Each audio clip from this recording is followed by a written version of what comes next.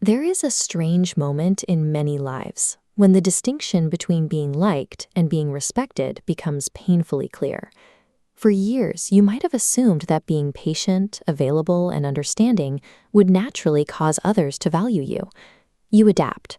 You listen when others need comfort, adjust yourself to avoid friction, and swallow opinions that might cause an argument. You carry expectations that were never yours to carry. For a while, the strategy seems to work. People praise your reliability. Yet, the more useful you become to others, the more invisible your actual identity feels. The diagnostic symptom of this pattern is a profound, quiet emotional exhaustion that sleep cannot fix. It is a specific tiredness that appears only around certain people.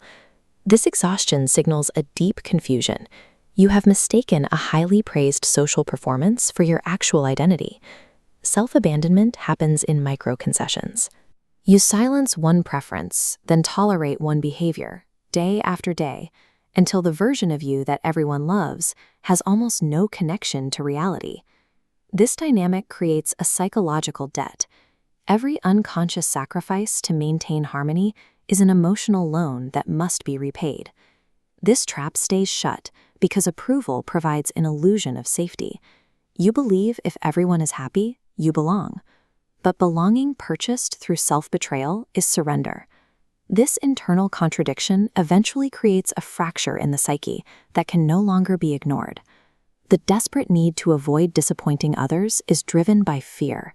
It is the terror of abandonment and rejection, the specific anxiety of being cast as the villain in someone else's story.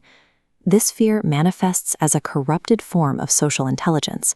You learn to read rooms, monitor facial expressions, and adjust your personality to match whoever is present. Our institutions often reward this. Offices and families praise the person who never complains, remaining blind to the internal erosion required to maintain that silence.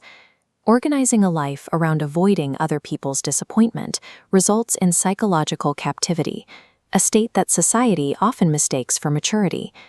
Carl Jung observed that the parts of our identity we suppress to keep others comfortable do not disappear, they simply move into the unconscious. Jung called this the shadow. While many imagine the shadow as a collection of dark or cruel impulses, it often contains the very things we need to survive. For a chronic people pleaser, the shadow is filled with necessary tools: assertion, independence, and the capacity to walk away. These traits accumulate pressure over the years.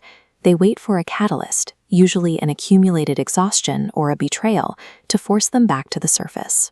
When this silent resentment finally erupts, the person who tolerated everything suddenly begins setting boundaries and speaking uncomfortable truths.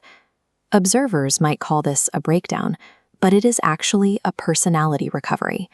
It is the psyche's way of signaling that the life being lived has become disconnected from the self. Breaking this cycle requires the active choice to disappoint someone.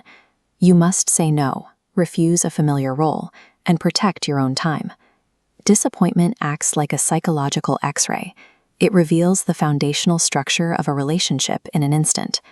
This X-ray provides the answer to a vital question. Is this connection built on mutual respect, or is it merely built on your constant availability? When you change, people often become angry or uncomfortable. This isn't because you've become a worse person, it's because you've stopped performing a role they had grown entitled to. This process uncovers a harsh reality. Many people do not fall in love with human beings. They fall in love with the frictionless roles those humans play for them. Jung's central thesis was that human development requires integration, the courage to become a complex human being rather than a socially acceptable fragment. This wholeness has a cost. Every step toward authenticity will disappoint someone whose expectations you are no longer serving. The irony is that those most terrified of disappointing others often spend their lives betraying their own instincts to preserve a harmony that isn't real. Since disappointment is an unavoidable reality of an honest life, you must decide which loss is easier to live with: the loss of external approval or the loss of your own soul.